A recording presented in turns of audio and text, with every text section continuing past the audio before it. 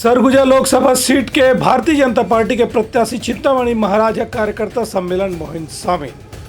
केंद्र सरकार की उपलब्धि ला लोगन मन तक पहुंचा के देगी दिशा निर्देश। सरगुजा लोकसभा सीट से भारतीय जनता पार्टी के प्रत्याशी चिंतामणि महाराज आज स्थानीय और क्षेत्रीय नेता मन संग भाजपा कार्यकर्ता सम्मेलन में शामिल हुई।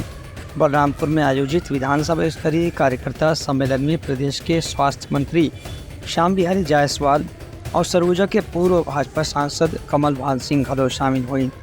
मौका में स्वास्थ्य मंत्री श्याम बिहारी जायसवाल कहते हैं कि केंद्र सरकार के 10 साल की उपलब्धि और राज्य सरकार के 3 महीने की उपलब्धि के बारे में भाजपा कार्यकर्ता मंडला हर मतदाता ला जानकारी देना चाहिए।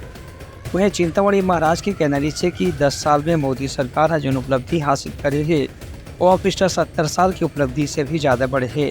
यही बात की जानकारी मतदाता मंडला मिल जाए तो मन एक गाँव फिर छत्तीसगढ़ में 11 की 11 सीट में भाजपा ला जीत दिवाए बर संकल्प ले ही। Bureau report Uttarakhand news.